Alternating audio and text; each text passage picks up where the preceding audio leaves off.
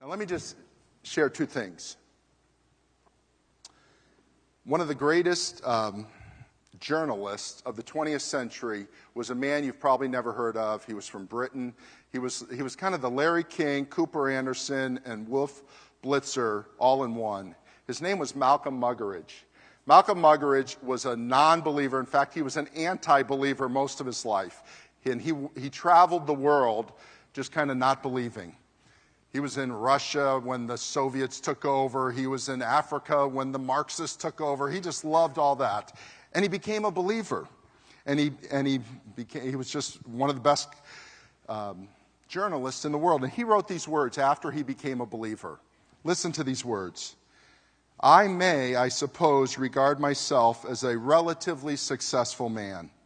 People occasionally stare at me in the streets. That's fame.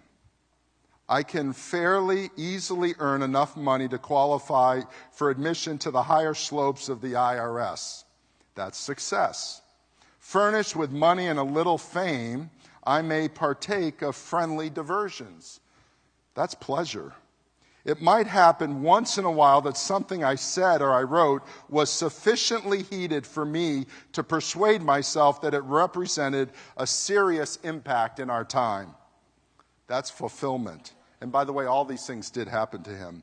Yet I say to you, I beg you to believe me, he says, multiply these tiny triumphs by millions.